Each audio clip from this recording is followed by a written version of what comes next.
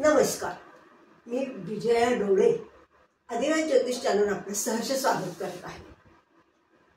आपण मागच्या 2 भागामध्ये एक उदाहरण घेतलं रँडमली आणि त्यातल्या घटना कशा अभ्यासायच्या ते आपण सविस्तररित्या बघितलं।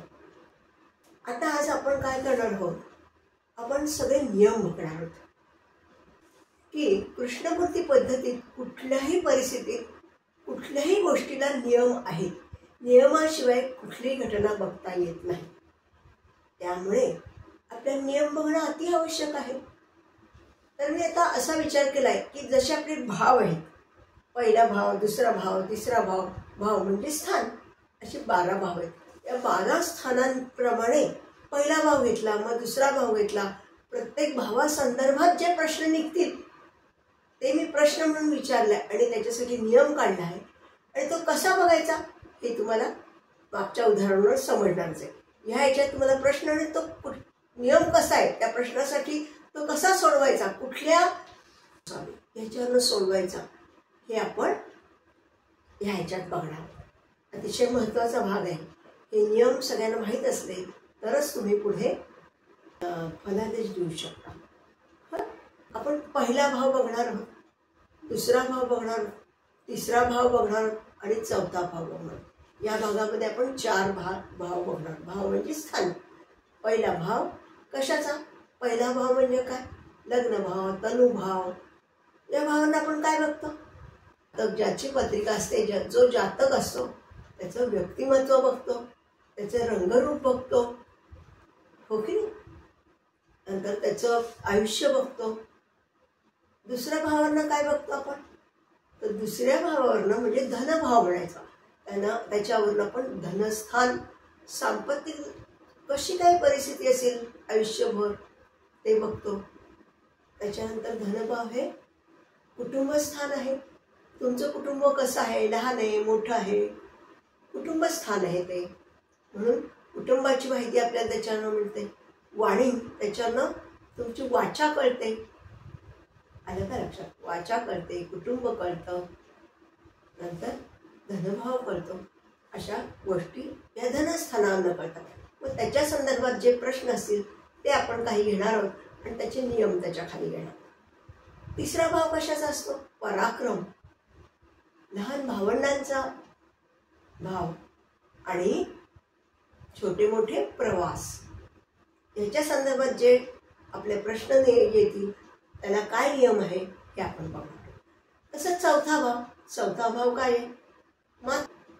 मातेची माहिती कळते, नंतर जमीन, जुमला, घर, दार याच्या संदर्भात माहिती कळते चौथ्या भावावरनं, हो की नाही? वाहन सुख कळतं, म्हणजे ह्या संदर्भात प्रत्येक भावाची आपल्याला माहिती आहे। कुठल्या भावानं काय कळतं, कुठल्या भावाचं काय भावानं कुठलं नातं बघतात हे आपण सगळं अभ्यासलेलं आहे। व त्यानुसार या 4ही भावांचे जे काही त्याच्यातनं प्रश्न निघतील ते मी आज घेतलेले आहेत आणि त्याच्यासाठी कोणता नियम आहे हेही आपण बघणार। सर मी आता कागद लावला म्हणजे तुम्हाला जास्त आता मी हा जो कागद लावला ह्या मागच्या उदाहरणातलाच लावलेला आहे की तुमच्या लक्षात यावं।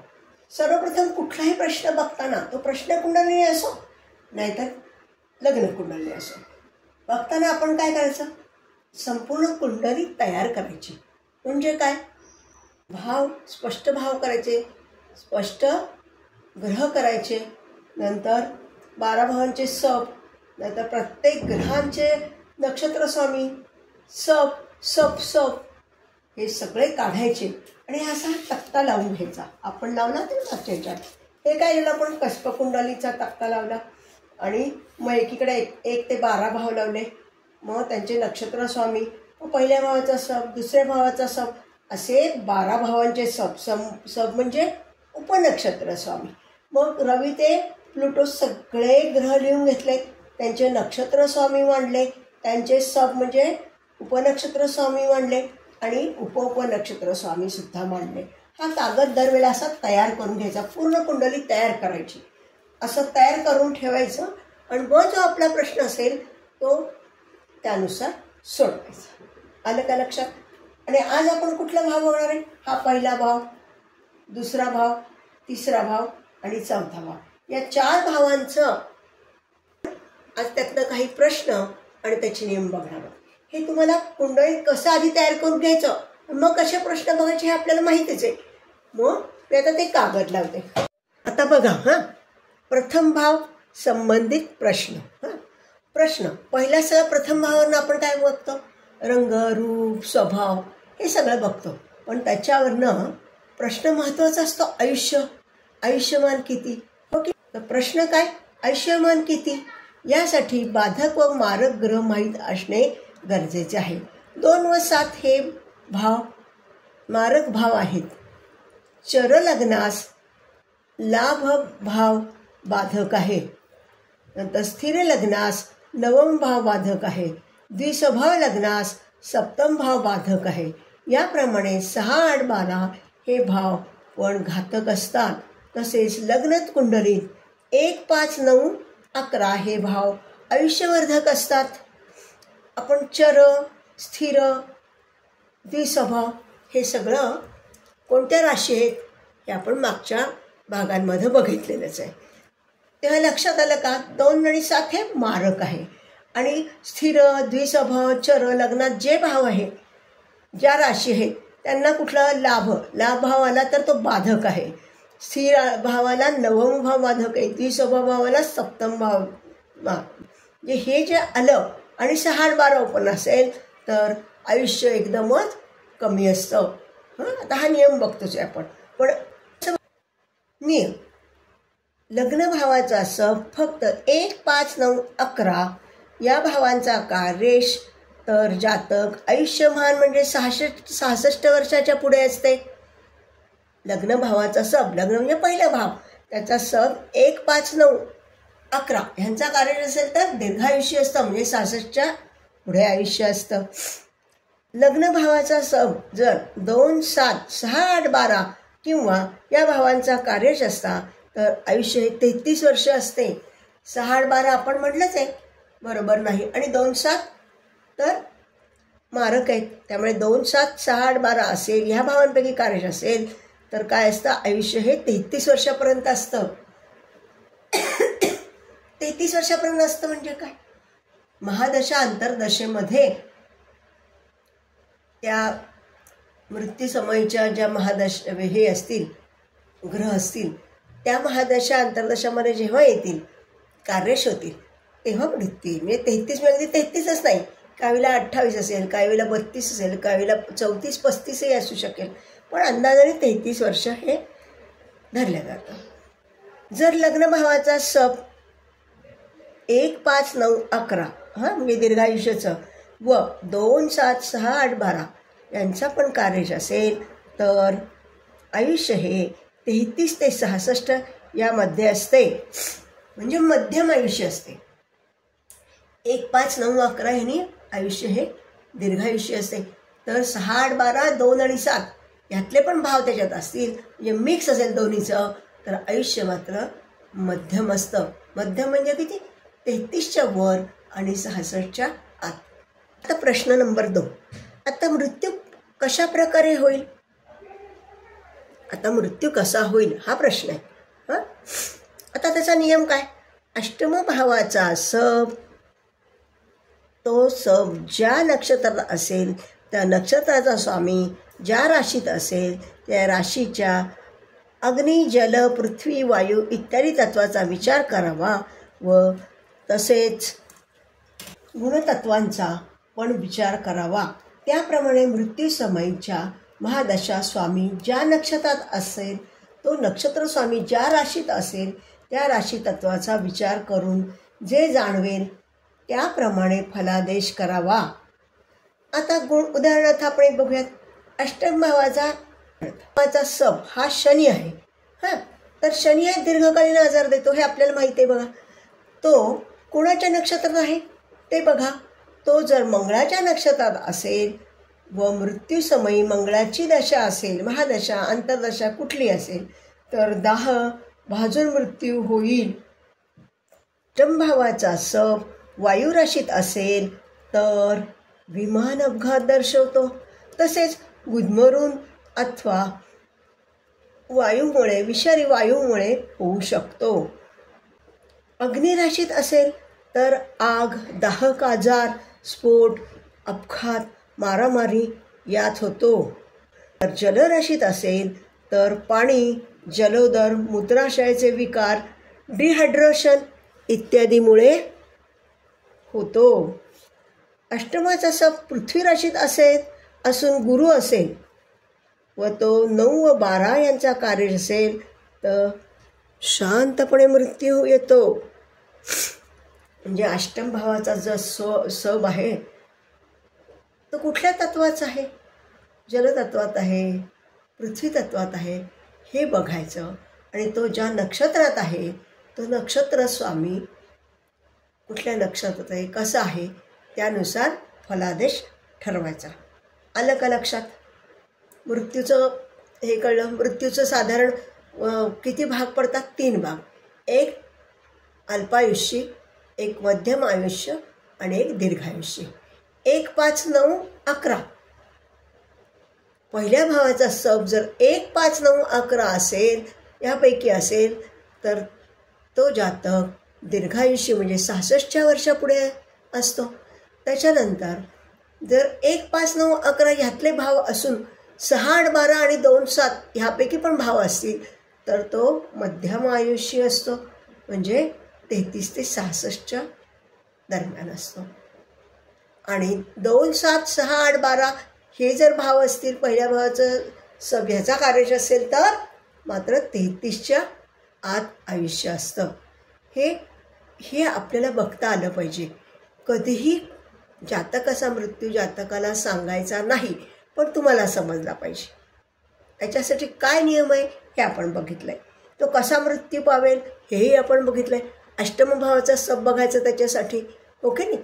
तो कोणत्या तत्वाच्या राशीत बसला बरं तो, आणि त्यानुसार महादशा अंतर्दशा कोणत्या ग्रहाच्या चालू आहेत, त्याच्या कार्यरेखा हे सगळं बघून अभ्यासून मग आपण हा प्रश्न सोडवायचा.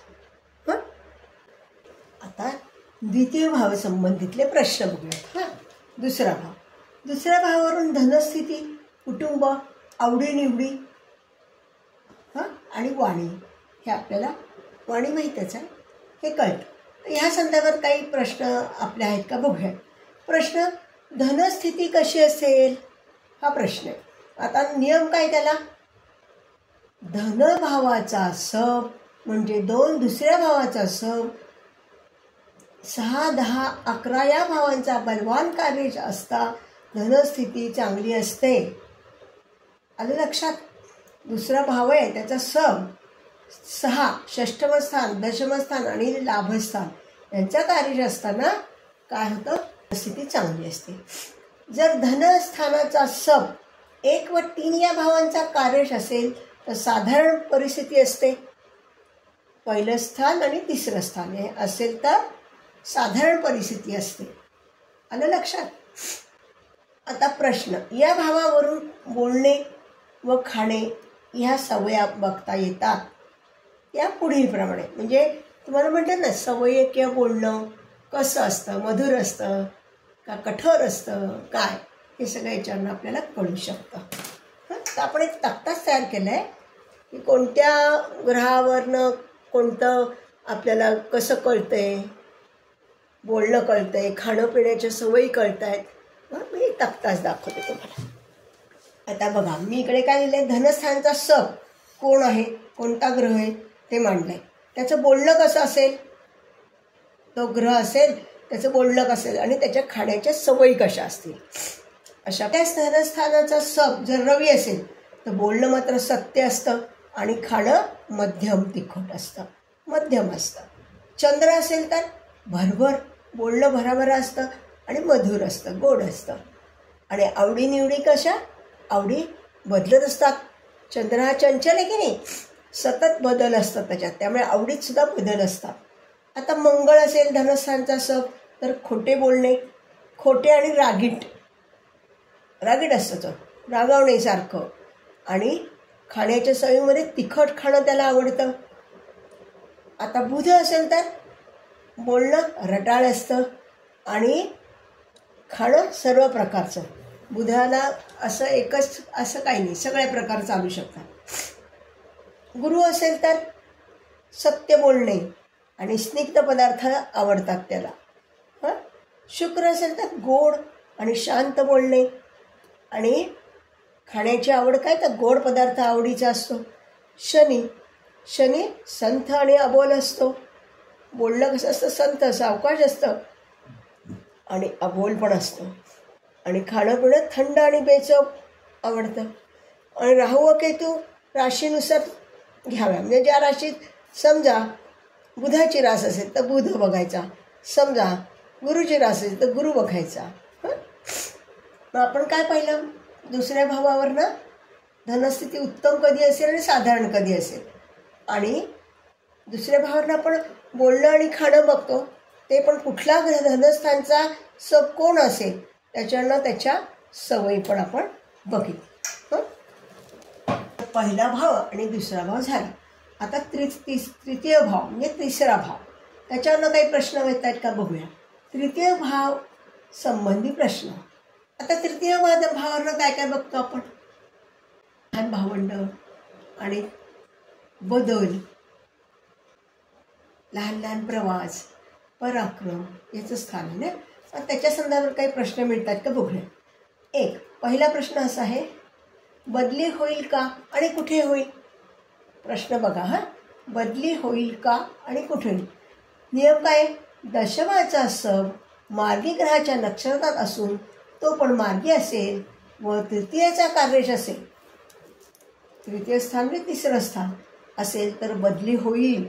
तसेच तिसऱ्या भावाचा बलवान कार्यश दशास्वामी असेल तर दुसऱ्या शहरात जावे लागेल.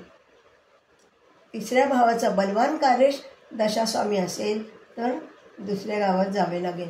जर दशास्वामी 4 भावाचा बलवान कार्य असेल तर घराच्या जवळील शहरात बदली होईल. 4 भावाचा कार्यश असेल तर. दशास्वामी 12चा कार्यश असेल तर काय होईल, परदेशगमन योग असेल तर तिथे बदली होऊ शकेल. आधी परदेशगमन योग आहे का, आणि मग तरी मग 12चा कार्यश असेल तर मग परदेशात बदली होईल. परदेशगमन कसं बघतो आपण, वेळ भावाचा सब बघतो, हो की नाही. असा हा बदलीचा प्रश्न झाला. काय, दशमभावाचा सब कशाचा कार्य असायला पाहिजे, तृतीय स्थानाचा कार्य असेल तेव्हा बदली होईल. मग ती कुठे होईल बदली, 4 भावाचा कार्य असेल तर घराच्या जवळपासचं तुम्हाला ठिकाण मिळेल. 4 भाव सोडून दुसरं असेल ते लांब जावं लागेल. आणि 12 असेल तर परदेशात सुद्धा जावं लागेल, हो की नाही. आता दुसरा प्रश्न काय, मुलाखत मिळेल का, इंटरव्ह्यूला बोलवतील का व त्यात यश आहे का. आता काय हा प्रश्न आहे. मग नियम काय, तृतीय भावाचा सब लाभाचा कार्यश असेल तर मुलाखत मिळेल. त्याचा सब मार्गी ग्रहाच्या नक्षत्रात हवा तो यशस्वी होईल का. तर 11 भावाचा सब मार्गी असून मार्गी ग्रहाच्या नक्षत्रात असेल तर यश मिळेल. आलं लक्षात. मुलाखत मिळेल का, तृतीय भावाचा तिसऱ्या भावाचा सब हा 11वाचा कार्यश पाहिजे आणि मार्गी पाहिजे, वक्री नको. पुढचा काय, मला कंत्राट मिळेल का, त्यात यश आहे का. तृतीय भावाचा सब लाभाचा कार्यश असेल तर कंत्राट मिळेल. लाभ म्हणजे 11वं स्थान. लाभाचा सब 3 व 10चा कार्यश असेल तर यश मिळेल. तिसऱ्या भावाचा सब 11वाचा कार्यश असेल तर कंत्राट मिळेल. पण त्याच्यात यश आहे का, तर लाभस्थानाचा सब हा 3 आणि 10चा कार्यश असेल तर त्यात यश मिळेल. नियम आहेत, हे सगळे नियम तुम्हाला माहिती पाहिजेत, म्हणूनच मी रायटिंगमध्ये दिले की तुम्हाला कधी बघता येतील. पण दशा स्वामी 8-12 ह्या भावांच्या कार्यश असेल तर अपयश येईल. 8 आणि 12 हे नेहमी अपयश येतात ना, त्यामुळे 8-12च्या कार्यश ग्रहांमध्ये जर असेल तर मात्र अपयश येऊ शकतो. म्हणजे त्यांनी सांगितलं कंत्राट मिळतं आहे, हे सगळं आपल्याला मिळालं, पण महादशा अंतर्दशा पण आपल्याला बघायला लागतात आणि त्या 8-12च्या कार्यश मात्र नको. आलं लक्षात. आता त्याच्या पुढचा प्रश्न, माझं घर, जमीन गाडी, फर्निचर विकले जाईल का? काय प्रश्न आहे? माझं घर म्हणा, जमीन म्हणा, गाडी म्हणा, फर्निचर म्हणा, हे विकलं जाईल का आणि केव्हा? हा प्रश्न आहे. आता नियम काय त्याच्याबद्दल? दशमभावाचा स 10, 5, 11 व 6 ह्यापैकी भावांचा कार्यश असेल विक्री होईल. दशमभावाचा स 10, 5 आणि 6चा कार्यश असेल तर विक्री होईल. निर्णय घेताना दशा विचारात घ्याव्या. 3 व 12 ह्या भावांचा कार्यश ग्रहादशामध्ये विकल्या जातील. विक्री होईल का नाही हे कशाने सांगितले? दशमभावाच्या सबने सांगितले. 10, 5 आणि 6 यापैकी भावांचा कार्यश असेल तर विकल्या जाईल. ओके, पण ती विक्री कधी होईल? तर दशा ह्या 3 आणि 12चा कार्यश असेल तेव्हा विकल्या जातील त्या वस्तू. आलं लक्षात? या तृतीय भाव सुद्धा आपण त्यातले काही प्रश्न बघितले. आता चतुर्थ भाव. चतुर्थ भाव शैक्षणिक दर्जा सामान्यपणे कसा असेल? प्रश्न काय? शैक्षणिक दर्जा कसा असेल बा माझ्या मुलाचा? प्रश्न हा आहे बरं का. आता नियम काय? चतुर्थ भावाचा सब बुध वा गुरु असेल किंवा बुध गुरुच्या नक्षत्रात असेल व 4, 5, 9, 11 या भावांचा कार्यश असेल तर शैक्षणिक दर्जा चांगला असतो. 4, 9, 11 या भावांचा दशेत नेत्रदीपक यश मिळते. चौथ्या भावाचा आपण विचार करतो. प्रश्न काय? शैक्षणिक दर्जा माझ्या मुलाचा कसा असेल का शिक्षणात? बरं, तर काय? चौथ्या भावाचा सब बुध किंवा गुरु असेल किंवा त्याच्या नक्षत्रात असेल तर काय होईल? आणि 4, 9, 11 या भावांपैकी कार्यश असेल तर शैक्षणिक दर्जा अतिशय उत्तम असेल. आणि 4, 9, 11 ह्या महादशा पण असतील त्याच्यात तर तो नेत्रदीपक यश मिळवेल. आता प्रश्न 2. शैक्षणिक जीवनात अडथळे येतील का? म्हणजे शिक्षणात अडथळे आहेत का हो? असा प्रश्न आहे. नियम काय आहे? चतुर्थ भावाचा सम हा 3, 5, 8, 12 ह्यांचा कार्यश असता शिक्षणात अडथळे येतात. आता नियम काय? अडथळे येत असेल तर काय? चतुर्थ भावाचा सब भाव कुठला? चौथा. मग त्याचा विरोधी भाव कुठला आला? तिसरा. हो की नाही? मग 3, 5, 8 आणि 12 या भावांच्या पैकी कार्यश असता काय होईल? शिक्षणात अडथळे येतील. कशाने होईल? नापास होऊ शकेल व्यक्ती, आजारपणामुळे घरी राहील, पण अडथळा मात्र नक्की येईल. ओके. आता प्रश्न काय? प्रश्न कोणत्या शाखांचे शिक्षण घ्यावे? आता 10वी 12वी काय झालं तुमचं की आता मुलांनी कुठल्या साईडला जावं? सायन्सला जावं, आर्ट्सला जावं, कॉमर्सला जावं का अजून काय करावं असा पालकांना प्रश्न पडतो. हो की नाही? त्यासाठी आता त्याचं मार्गदर्शन करण्यासाठी हा प्रश्न आहे. कोणत्या शाखांचे शिक्षण घ्यावे असा प्रश्न आहे. मग नियम काय? चौथ्या भावाचा सब रवीच्या नक्षत्रात असेल. बघा, रवीचं नक्षत्र असेल तर वैद्यकशास्त्र, औषधे, रसायन, कृषीशास्त्र, राजकारण, खगोलशास्त्र व ऊर्जा शक्ती उत्पादने इत्यादीचे अध्ययन करावे की ते योग्य आहे. आलं लक्षात? आता चतुर्थ भावासाठीचा पुढचा प्रश्न. चौथ्या भावाचा सब चंद्र असेल. आता आपण काय बघतोय? कोणत्या शाखेचं त्यांनी अभ्यास करावा, अध्ययन करावं त्याच्यासाठी बघतोय. चौथ्या भावाचा सब चंद्र असता किंवा चंद्राच्या नक्षत्रात असेल तर मानसशास्त्र, नेव्ही, नौकायन, पाकशास्त्र, जल, मत्स्य, शेतकीशास्त्र, नर्सिंग इत्यादीचा अभ्यास करावा. इत्यादी विषयात अध्ययन करावे. आता पुढचा. चौथ्या भावाचा सब मंगळ असता काय होईल? त्या नक्षत्रात असता इंजिनिअरिंग, भूगर्भ शास्त्र, कृषीशास्त्र, बांधकामशास्त्र, टर्नर फिटर, सैनिकी शिक्षण, गुप्तहेराचं शिक्षण, ऊर्जा निर्मितीशास्त्र, वायरमन, विद्युत शास्त्र यांचा अभ्यास केला जातो. आता पुढचा प्रश्न. पुढचा आहे चौथ्या भावाचा सब बुध असेल तर आता आपण रवी, चंद्र, मंगळ पाहिला. रवी, चंद्र, मंगळ झाला. आता बुध. बुध असता किंवा बुधाच्या नक्षत्रात असतो तेव्हा शैक्षणिक दर्जा चांगला असतो. तत्त्वज्ञान, गणित, लेखन, टंकलेखन, छपाई, प्रकाशन, शिक्षण क्षेत्र, टुरिझम, कायदे, फोटोग्राफी, ज्योतिष, संदेशवाहक, पत्रकारिता, लिपी संशोधन, वायू, हवा इत्यादी संबंधित शास्त्रांचा अभ्यास अनेक शास्त्र यांचा अभ्यास असतो. बुध हा एकापेक्षा अनेक गोष्टीचा कारक आहे, म्हणून तो एकापेक्षा अनेक गोष्टीसुद्धा शिकू येऊ शकतो एका वेळेला. आलं लक्षात? आता पुढचा 4थ्या भावाचा सब गुरु आहे बघा. तर तो काय असताना काय गुरु असतो किंवा गुरुच्या नक्षत्रात असतो. गुरु हा विद्या व ज्ञान या दोन्हीचा कार्यरेष आहे. बुद्धिमत्ता चांगली असते. गणित, तत्त्वज्ञान, धर्मशास्त्र, वाणिज्य, कायदे, शास्त्र, शिक्षण क्षेत्र, वेद, पुराण, संशोधन, राज्यशास्त्र, राजकारण, समाजशास्त्र, समुद्र व त्या संबंधित शास्त्रांचा अभ्यास. आता गुरुचं पण आपण बघितलं. आपण काय बघतोय?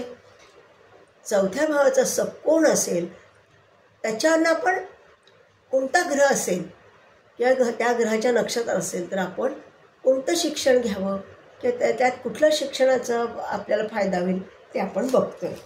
गुरुपर्यंत आलो आपण.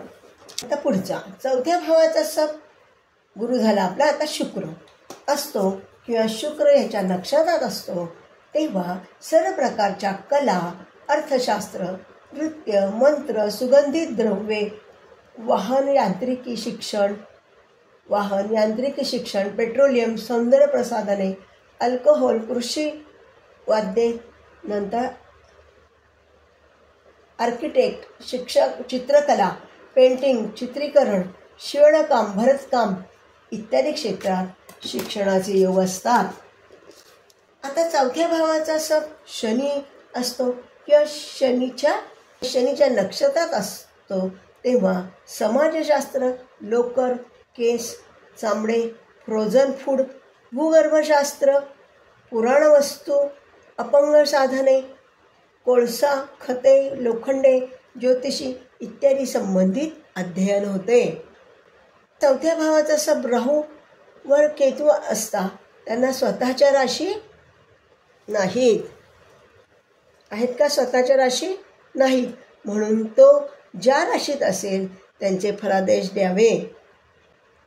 आता आपण कोणत्या प्रकारचं शिक्षण घ्यावं ह्याच्यासाठी कोणता ग्रह सब झाल्यावर काय शिक्षण घ्यावं हे आपण अभ्यासलं. आता पुढचा प्रश्न काय? वास्तू कधी होईल? हा मुख्य प्रश्न असतो बघा की आमचं घर कधी होईल. तेव्हा काय बघायचं? 4थ्या भावाचा सब 4, 11 भावा यांच्या कार्यरेष असता व त्या दशेत वास्तुयोग होतो. 4थ्या भावाचा सब किती? 4, 11 आणि 12. 12 का बरं तुम्ही म्हणाल? 11 ठीक आहे, तुमची चतुर्थ भावाची इच्छा पूर्ण होते म्हणून. 4 म्हणजे चतुर्थ भावाचे घरासाठी लागणारच, पण 12 म्हणजे कर्ज मिळतं 12व्या भावावरनं, म्हणून 12वा भावसुद्धा आवश्यक आहे. कर्जाशिवाय तर घर होऊ शकत नाही. लाखो रुपयातनं, कोटीतनं आता घरं असतात, ते एवढा पैसा एकदम नसतो, त्यामुळे कर्ज हे घ्यावं लागतं. त्या वास्तुयोग कधी होईल? तर चतुर्थ भावाचा सब 4, 11, 12 ह्या भावांपैकी कार्य असेल आणि त्या महादशा अंतर्दशेत वास्तूचा योग येईल. पण आता काय बघतो?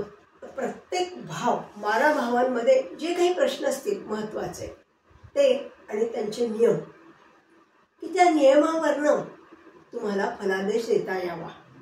आता फलादेश कसा द्यायचा हे आपण मागच्या उदाहरणातनं बघितलेलं आहे, हो की नाही? की जो प्रश्न असेल त्याचा नियम काय आहे हे बघायचं आणि फलादेशासाठी कुंडली पूर्ण लागते. पूर्ण कुंडली लावायची. त्यातलं कसप भावाचं कुंडली लावायची. मग 1 ते 12 भाव त्यांचे सब लावायचे.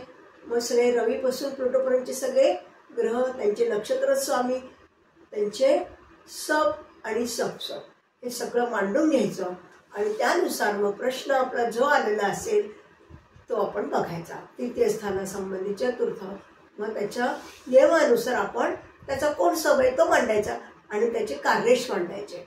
ते एकदा मांडून झालं, त्याचा होकार आहे का नकार त्या घटनेसाठी ते बघून झालं की आपण काय करतो, महादशा बघतो. महादशा अंतदशा कुठल्या याच्यात बरं ती घटना घडेल ते बघतो, हो की नाही. मग हे सगळं आपल्याला बघायला सोपं जावं म्हणून हे फक्त नियम दिले. कसं बघायचं हे आपण मागच्या 2 भागातनं बघितलेलंच आहे. तेव्हा आपण 1 ते 12 भाव यात जे जे प्रश्न येतील ते जास्तीत जास्त नियम मी तुम्हाला देण्याचा प्रयत्न करते. ते भावाच्या याच्यातनं देते. पहिला भाग झाला, दुसरा झाला, तिसरा झाला, आज 4था झाला. आता पुढच्या भागामध्ये आपण 5वा 6वा भाग बघूया. हां, म्हणजे असे 12 भाग बघून त्यातनं बऱ्यापैकी प्रश्न तुमचे कव्हर होतील आणि नियमही तुम्हाला माहीत होतील. नियम देण्यासाठी हे प्रश्न काढते की कुठला प्रश्न आता कुठला नियम आहे आणि कसा बघायचा हे तुम्ही बघितलेलंच आहे, की अभ्यासले आता. त्यामुळे आता पुढच्या भागात आपण 5वा आणि 6वा भाव बघणार आहोत. त्यातले जे काय प्रश्न आणि त्याचे नियम आहेत ते बघणार आहोत. तेव्हा हा भाग मी इथेच संपवते आणि सगळ्यांनी हा भाग बघितला असेल आणि सबस्क्राईब आणि लाईक केलं असेल याची मला पूर्ण खात्री आहे. तेव्हा धन्यवाद.